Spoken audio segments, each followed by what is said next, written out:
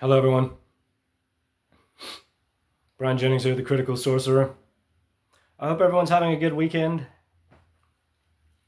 Remember, I'm not critical of sorcery because it's all the same sort of umbrella, and the tactics can be used to uplift and vivify the spirit, but it can also be used to divide, conquer, manipulate, and destroy. And so these are the things that I'm critical of, right?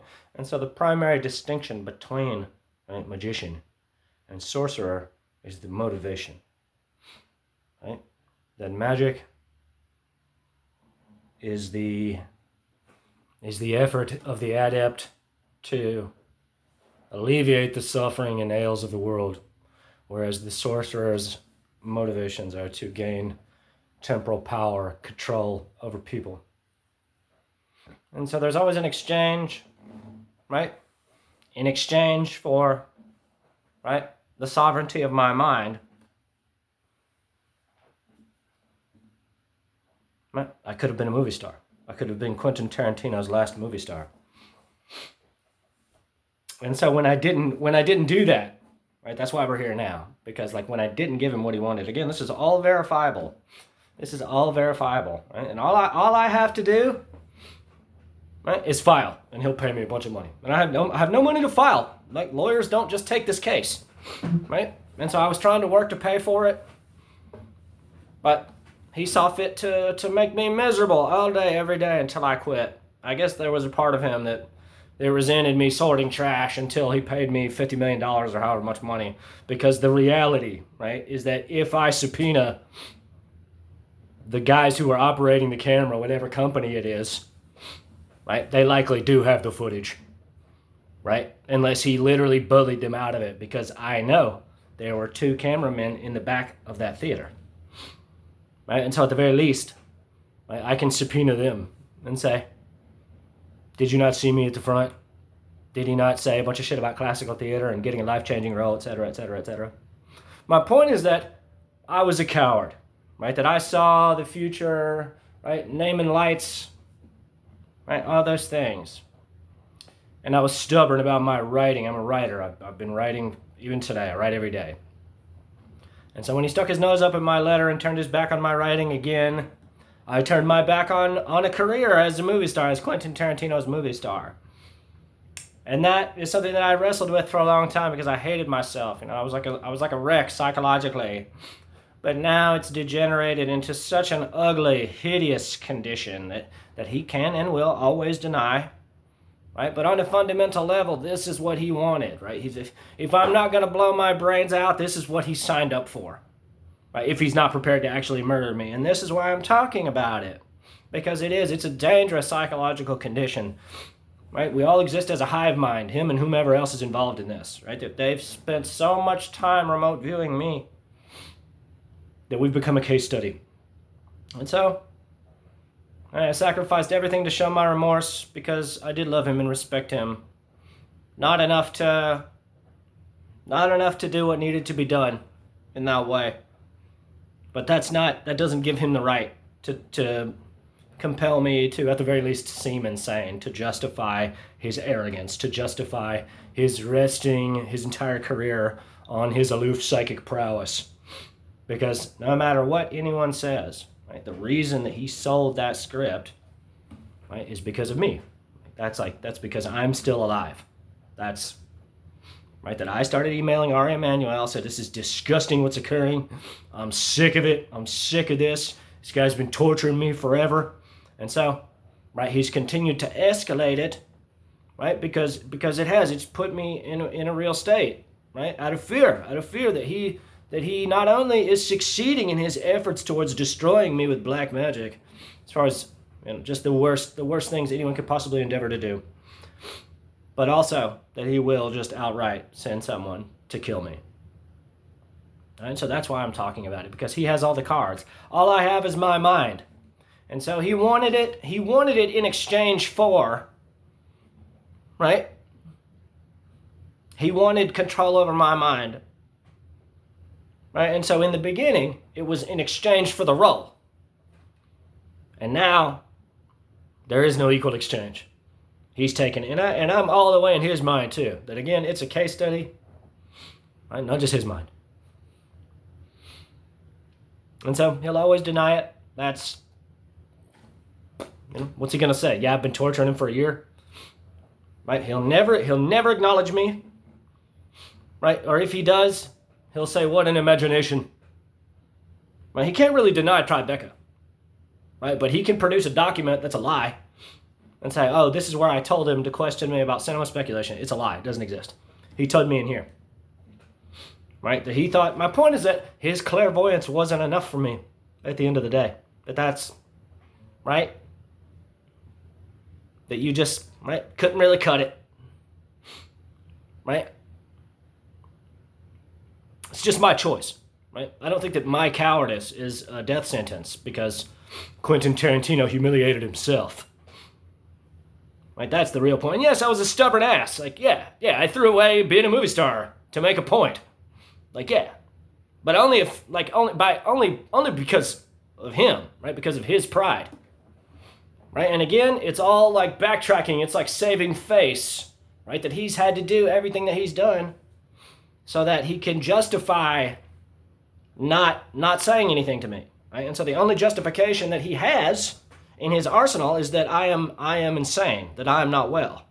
So he has conspired in a palpable way, destroying the dignity of everyone around him, and himself most of all, in the process. Dumping a bunch of psychic baggage on his children, right? Ensuring that he'll meet his maker with regret. And I know he doesn't care about that. He obviously doesn't care about that. That article about Fiona Apple, with him and Paul Thomas Anderson getting all coked out, talking about how awesome they are, talking about how cringe it is, he's still that way. Right? You think he does anything with those kids ever? You think he taught his boy how to write?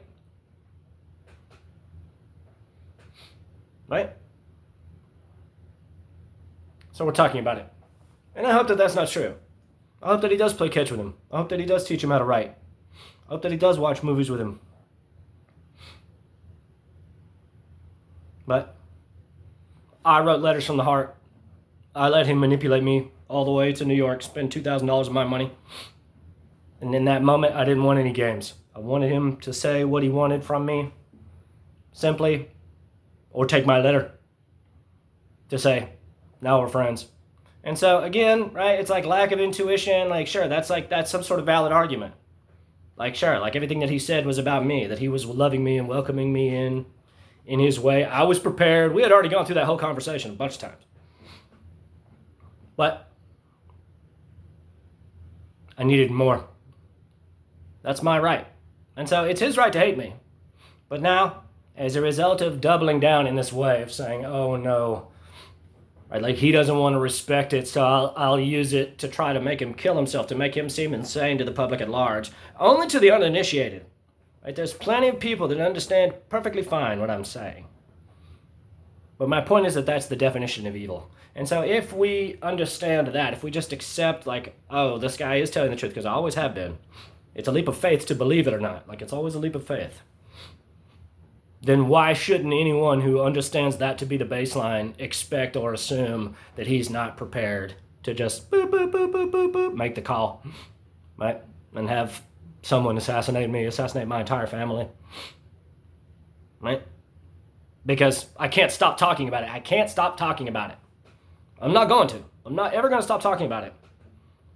Right? He spent a year of his life, him and whomever else helped him. Perhaps it's all him. I don't believe that's true. But right, exerting a substantial, a palpable psychic pressure upon my mind in an effort to compel me to suicide and madness. There's no more secrets, no more not talking about it. Right? Quentin didn't cancel the movie Critic for aloof artistic reasons. He canceled the film because I was reviewing movies in protest as an actor. Because I want to play Hamlet. I wrote him about playing the lead, right? I wrote him some really lovely letters, 4 letters. And that's all over the course of 1 week for the first 3. And then I wrote 1 more when they all came back. Didn't write any more. I didn't want to say any more. I didn't want to go on and on. I knew I had like no credits to my name.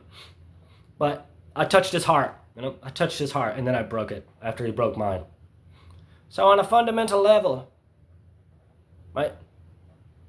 When he stopped accepting my mail, right? When he remote viewed me the first time and played his mind games in my mind and then said, oh no, I don't have to say anything to you. I made it my business to ruin that movie, and I suppose I have. He would say that I've ruined his life, that I've ruined his career. But that's not true. He did that to himself. He did that to himself by refusing to be simple and honest with me, with himself, with everyone around him. Right? They must be sick of it. Anyone who knows him now, every time they see him, I'm the first thing they think of. 100%. 100%. There's nothing else to consider there. There's nothing else to consider there. That every time they look at him, they have to reckon with the reality of my allegations. Right? That he spent what was this, from June to April, 10 months of his life. And he's still doing it now. But like occulted, like in a secret, conspiratorial way. Exerting a divine understanding, a wisdom upon me to compel me to suicide because he felt that he had the right to. And on the crudest levels of evil, he does. Everyone does. Right? That this is, right, psyops, right? There's no such thing as psychic assassination. Doesn't exist. But this is why I have to talk about it. Right? So I endured it for a long time, first out of guilt, out of regret, out of wanting to play the role. Right? I didn't spend all that money and go all the way there to follow his lead in that way, but that's what I did. That's what I did. And it took me a while to realize that he set the whole thing up for me. You know, like that's right. It was the only press announcement that he made after the canceling of the film. So, right, it was to get me to come out. Right? And it upsets me a lot just how fucked up it all is. Because he could have said something that would have cost him nothing. He would have got everything he wanted. And it still would have been just as beautiful. And I would have been more nervous. I would have been squirming even worse. Right? As a result of his cavalier behavior towards my mind. Right? As a result of his like playing games, machinations like with my mind. I was aloof and dismissive, just like him. Because it's not real. That's the point, right? Your psychic bullshit clairvoyance, it's not real. Right? Like this is my point, right? That he expected me to trust the voices in my head, and I think that's a fucked up expectation. Right? So, there's nothing left but evil. There's nothing left but evil. I can't stress that enough. So, I have to talk about it because hopefully it gets a little better each day. But the pattern of behavior that I've discussed any number of times is that anytime he's doing anything, right, especially if it's not in the public eye, he goes out of his way to make my life miserable. Because we have this case study, we have this relationship. By his design, not by mine. It's only by my design insofar as I trusted him for a long time, for many months, about the daughter, and, I was trusting him. I'm naive and gullible. I never thought that my trust and my gullibility would perhaps be the death of me. But I've been working on a song. I don't have the intro yet, but I'm going to play it on here. Streamlined Cannonball. It's a long steel rail and a short cross tie. I'm on my way back home. I'm on that train, the king of them all, that streamlined cannonball. She moves along like a cannonball, like a star in its heavenly flight. That lonesome sound of the whistle you love as she rambles on through the night.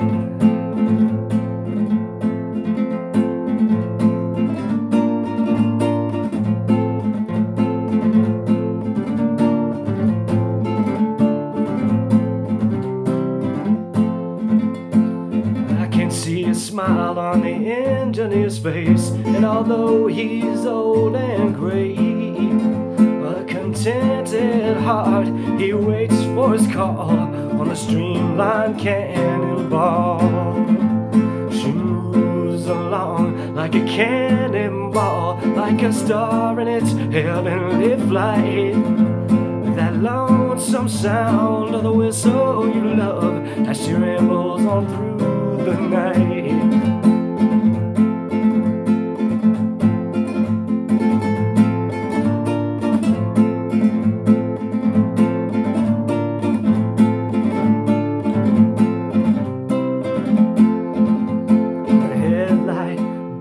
Out in the night, and the firebox flash you can't see.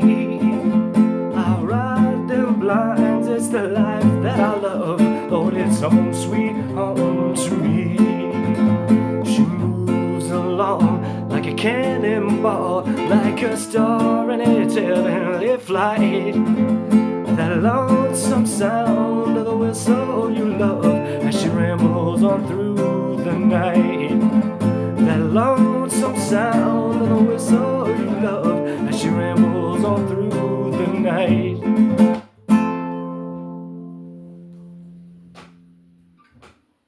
So, it's the second bluegrass song I've learned. The first one I learned with a capo. Of course, I am a lead player. I can do the solos, but it's just not my DNA yet. So it's about just playing it and getting it into you.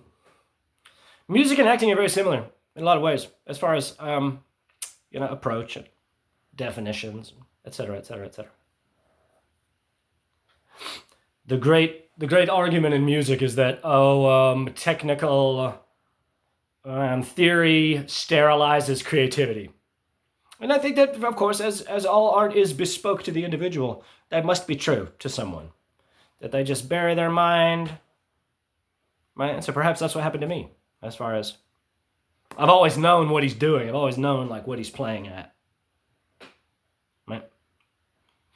And then the other side of that argument is that that's complete fucking horseshit. Right?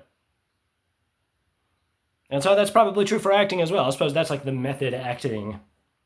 Right? That like that there's loose, right? It's like, oh, I watched a podcast with a guy that did that show Numbers, and I've never seen any of the episodes, but it's about a mathematician. And so once it became a hit and he knew that he was going to have these like big swaths of technical dialogue on a regular basis, he went to the writers and he said, okay, I don't want you to give me the lines until the day that we shoot it. And that was like, and it works. It works. Like, so while he's got the formula on the whiteboard, and he's like, oh, gosh, like he's trying to remember the dialogue. That's what's actually occurring, but it reads as him considering these profound mathematical formulas, as grand, philosophic ideas. And then the other side of that is Daniel Day-Lewis, right? Like, he lives in the wheelchair, he never comes out of character, and all these things. And he seems like a really nice guy, actually, for all that, right, he does. He seems like he's like a really charming, fun guy to be around. I don't know where I sit on the spectrum. I suppose it's somewhere in between. I always start with the words, right? My words, only my lines. I don't care about the whole story. I don't care about the whole script. I'll write them all out by hand, and then I'll memorize them, and then I'll go back. And I know that that's what Quentin saw. And I appreciate him loving me in the way that he does. But I'm tired of hating myself. I'm tired of it existing in this way, right? It's time to accept where we belong in the world, right? And so I don't belong in Quentin Tarantino's films, right? But it's time for the world to know about it. I'm not okay, right? And so this is what upsets me about everyone around him. Right, that they're all actively interested in perpetuating this disgusting occulted thing, where he gets to hover over me like a sick psychic vampire, right? And all I can do is seem like a lunatic, I guess. That's like, and I know that's not true. I know that there's plenty of people who understand perfectly well what I'm saying, right? If the real point is this, right? Is that if there was a document, right? Why wouldn't he just release it and say, there it is, that's where I told him what I wanted, right? Because it's a lie, that's the point. He's lying to everyone around him. Or they just don't care that he's a sick degenerate who put everything on his psychic prowess. Oh gosh, magic of the writer. I don't buy that. Right? So he wanted my mind and now he got it. Right? I got his mind, he's got my mind. You, me, and the devil makes three. And so, it's okay now, I guess. You know, he's not really doing anything. But next month, right, Production Weekly says that he's slated to begin, or there's an untitled Quentin Tarantino project slated to begin production. Right? If it's a new script, it's like something that's occurring between us. And then his premiere on the West End is supposed to be in January, which is a lie. That's not like they're both lies. It's not like it's all misdirection, right? He's not gonna make, right? I'd be very surprised if his 10th and final film emerges while I'm alive, unless we reconcile, unless he pays me a bunch of money, and then you're not gonna see any more videos from me, not in this capacity at least, right? Because he's not gonna. Right? Because the reality, right? The actual reality is that he will fail a polygraph. He will not pass it. Right? If an interrogator asked him on a polygraph, did you cancel the movie Critic because of Brian Jennings' reviews that he was writing? And he says no, he'll fail. Right? Shows elements of deception. Right? That's what he's gonna say if he's a competent operator. That's the point. Right? So, he doesn't have to say anything about the psychic shit. Like, he can, right? Right? All he has to do is just tell the truth about the movie. That's all. That's all. Right? He tells the Church of Tarantino, oh, I didn't want to make LA old again. He made LA old again, right? They just changed the color grading, right? Put David Fincher's name on it. It's the same movie. Right? Perhaps he took my scene out, but I don't think he did. It's too good. This is all about my scene. Or he really is the most evil man in the world. And I reckon like he really is. As far as abuses of wisdom, abuses of power. So I have to talk about it every day. I'd like to think that I'm getting back into who I am, you know. I suppose I'll end with me reading a little bit more on my story that I'm writing.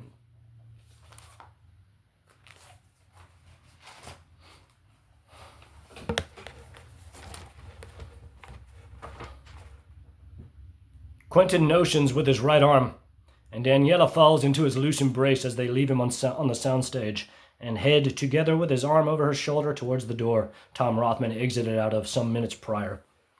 With Leo in confusion and uncertainty on the cold concrete floor, Margot approaches. What, nodding towards the couple as they exit, was that? He shakes his head in negation. Dinner, they say. And he didn't invite me? Guess I did a better job than you. You certainly said a lot more. Shots fired. Where was that diva in negotiations? A memory of Quentin climaxing under her feet flashes through her mind. I'm an actor, not a writer. So you take what you can get then. Didn't cost me much. She hangs her head in shame, knowing she can never tell her husband who loves her so, that every time they're intimate, every time he goes down on her, a layer of bile and slime is forever embossed on her soul. Leo pats her on the back. Are you okay? The mask slips only an instant. No tears. Only his telepathic intuition. Let me walk you to your car. The camera pans up and wide, a massive crane shot, a frame-for-frame duplicate of the shot closing the film, on the two of them walking together through the hundreds of crew tearing down the movie machine. Psychic phenomena manifests primarily in two ways, out of emergent necessity or ascetic introspection and discipline. It is the same facility that allows a mother who weighs 95 pounds to lift the rear of a half-ton truck to rescue her injured baby. It is, now, an emergency frequency, all but unnecessary in the age of mass communication. As far as usage, there is lawful and unlawful. As with geometry, you can look in and draw your conscious awareness towards the stillness that shapes our material ends, sometimes called prayer and meditation. This is always lawful and brings an unrivaled serenity. In the same breath, you can push your conscious awareness out, which is the origin of remote viewing. Pure psychic voyeurism is harmless, like a foot fetish. But to manipulate someone towards the scope of one's desire is a vulgar betrayal of wisdom, of knowing that all of life is crafted through these same psychic intellectual pressures. And wielding this understanding against anyone is unlawful and quite literally the definition of evil.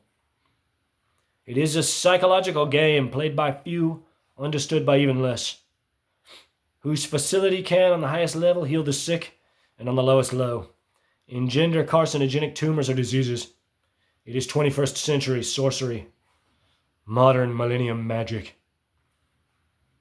It can be argued, though unlikely never proven, that there must be a geometric subquantum scaffold existing in perfect abstraction throughout all of space, which allows all of life to emerge and flourish within and around the integrity of the geometric scaffold, stabilized by this celestial skeleton. This is the origin of the sigil, an effort of man to cast upon the material world a symbol of some divine truth or inspiration which can never be seen but known, cascading in complexity out to language, the written word, and art. Hours later up Mulholland Drive, the basement of Quentin's mansion, affectionately referred to as the sex dungeon. In the basement of Quentin's mansion, affectionately referred to as the sex dungeon, Quentin sits on the Hierophant throne, remote viewing Leonardo DiCaprio as he drives up the hill towards dinner. Quentin has been doing this a long time, and can, if celestial conditions are appropriate, see through anyone's eyes, as now, seeing Leo navigate the winding road towards his house. At the same time, as Daniela finishes cooking dinner, she intermittently diverts her gaze from the stove to Leo's picture, exerting palpable psychic signals of sexual lust. To them, the ritual of the movie is approaching its climax. Opening his eyes, Quentin views his sigil, a circle of 72 subdivisions, with a sonogram image of Daniela's womb and ovaries in the center. At the edges are 4 9-pointed stars breathing with open spaces between, creating a geometric matrix surrounding her reproductive organs. Straight lines running from the 72 points on the circumference to the center create 72 windows of equal area within the circle. In each of the apertures are various glyphs, icons, or linguistic phrases from 36 different languages repeated at opposite poles, invoking fertility and procreation. Leo calls Quentin. I'm almost to the gate. I'll text you the code. He turns into the driveway, with the tall hedgerow on either side of an iron gate. On the driver's side is a raised keypad. He stops, rolls down the window, types in the 4-digit code, and pushes the asterisk. An obnoxious beep signals the sliding open of the gate.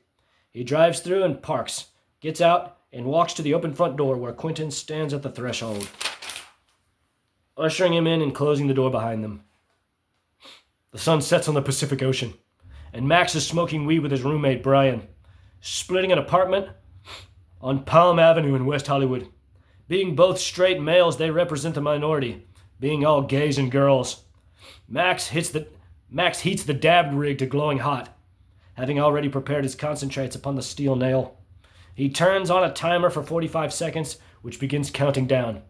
He has just asked Brian if he wanted to go to the whiskey. Who's there? I don't know. This girl I work with says she knows the band. Is that the one, what's her face? The timer alarm sounds and Max turns it off. Yeah, Sarah's her name. He places the dab onto the glass and it vaporizes immediately. You like her? He violently exhales and descends into a vicious coughing fit, scorching his lungs from overheating the quartz. After some 60 seconds of sweating and purging his lungs, he entreats a labored answer. I don't know, maybe. We get along, she's very pretty. Brian takes the torch and begins heating. Pretty, he says. What, she is? He starts the timer, glaring obtuse at Max. Dude, I've seen you run through a dozen girls in these last 2 months, and I've never heard you describe any of them as pretty. His air quotes reflect his busting his balls. No dogs allowed. Sure, yes, they've all been attractive. Maybe I do fucking like her, all right?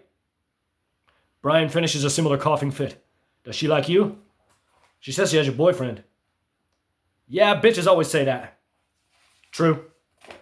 Down Santa Monica Boulevard in West LA, Sarah and her roommate Ashley perform a similar ritual, passing a joint in their living room. Ashley takes a long drag, holds it, exhales with a strong cough, and asks her as she passes, "You've never hung out with him?" She inhales. "No, he seems really fun." She exhales and passes. "He's barely talked to me until today." "How is he to work with?"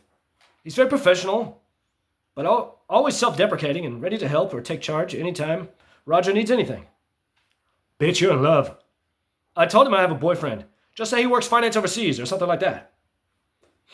Over the next hour, they each occupied the greater half of real estate in each other's minds. With Sarah taking the entire time to get ready, Max only half, but each nervous to spend time together socially. I'll stop. So, if you recall, right, this is the last day of principal photography for the actors in Once Upon a Time in Hollywood. Right, so Max and Sarah work for the cinematographer, Robert Richardson. Right? And of course, right, Leo has his master as well. But it's all, right, cascading towards him, right? I guess murdering me. If he doesn't want to acknowledge me, if he just wants to like, and he can always say, "Oh wow, what an imagination," and I suppose maybe that's like what it is. Right?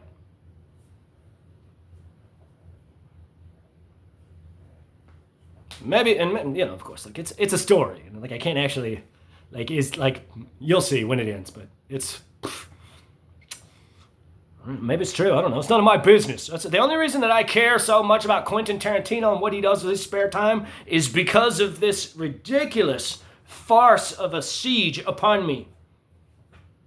Right? That after I blew it at Tribeca, if he was cool, right, he would have just paid me something to go away if he didn't want me reviewing movies in protest. Right? That's my point. That now, right, he's created this condition between us.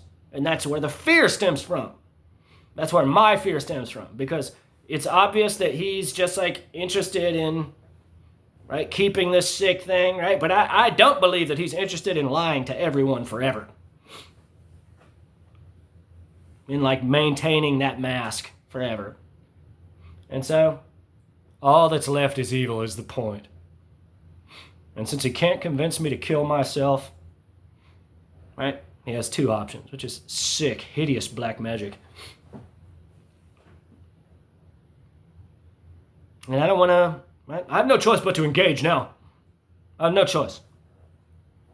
Not out of anything other than preservation.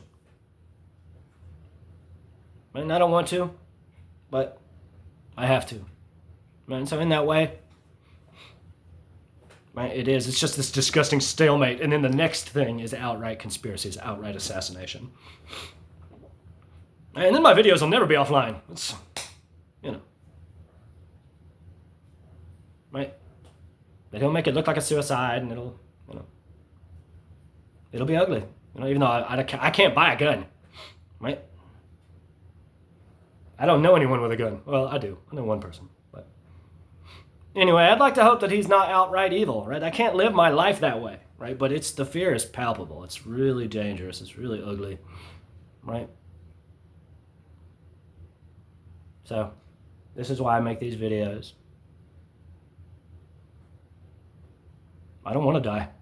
I don't have to be a movie star. I don't have to be, right? It never had to be this. It never had to be this. Right? Obviously, like, I'm not ready to be what you want me to be. Right? That's like, I understand. Really, I do.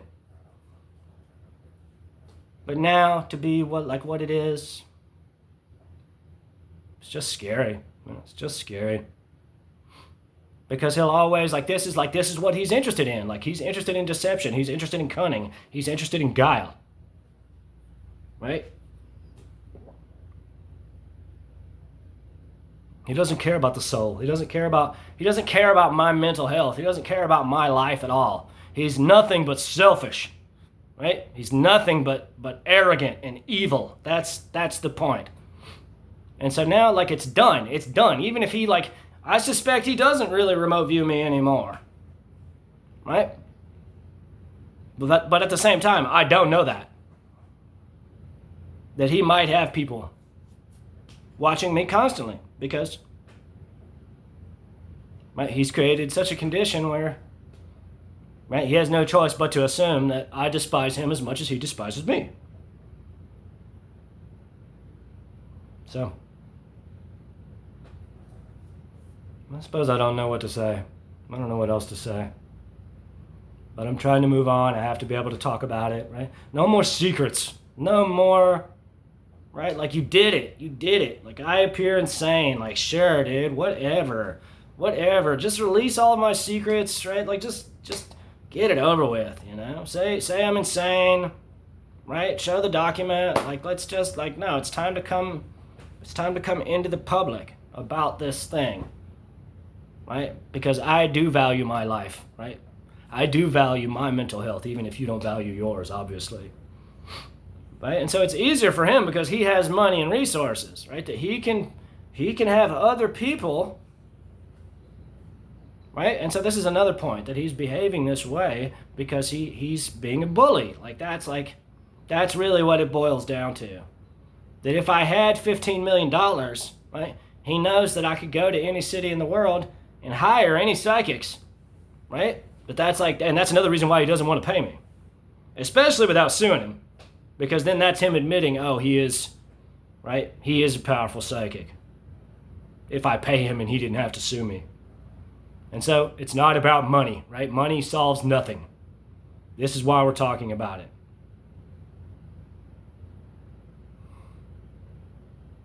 Right?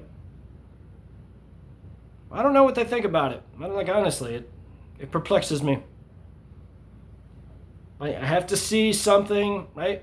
I need to see him tell the truth about the movie. That's what I need. Then I'll stop talking about it. He wants me to stop talking about it, but because I fear for my safety in such a palpable way, I can never stop talking about it.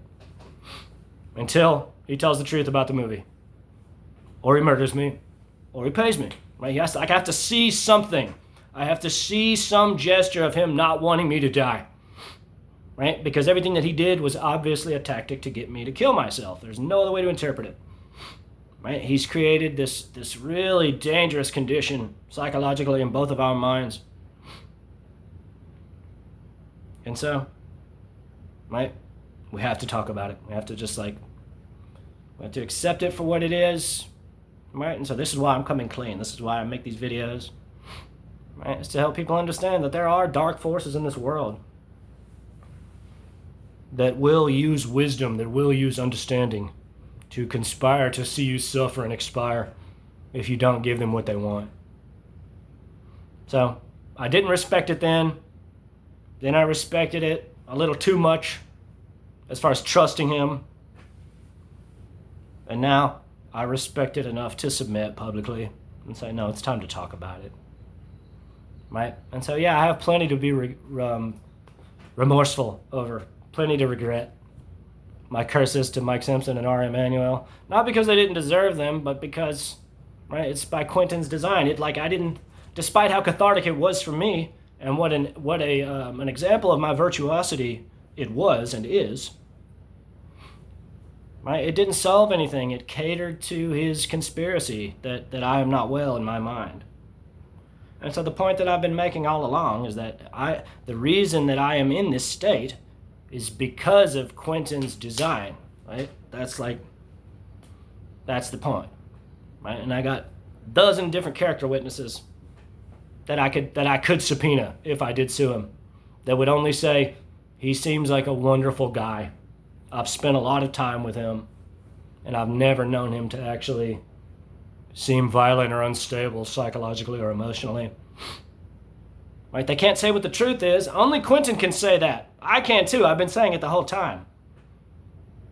But as long as he wants to, right, keep this veil between him and the world, right, between his heart and the world, right? It's gonna manifest as something ugly. It's like it is something ugly right now. We each exist as like malignancies in the other's mind. So this is why I talk about it, because we have to, right? We have to bring it into the open. No more secrets. No more secrets. My shame, right? It's nothing. It's nothing. What's a moment of someone feeling like you're not good enough? It's nothing. What's a moment of someone making a bad joke at your expense? It's nothing. Right? But I have something to offer the world. Right? And so it's not acting. I guess that's not it, though I am acting in 12th Night right now. But I don't prescribe to the idea that because I didn't give Quentin Tarantino what I wanted, that gives him the right to take my life by these occult tactics, right? And so the fear is that, right, he's going to make the call, because that's all that's left. So pray for me. Pray for Quentin. Pray for his family. Pray for everyone around him who just believe his lies. I love you all. I appreciate you all. All 6 people who watch these. But let me know what you think. Like, comment, subscribe, share.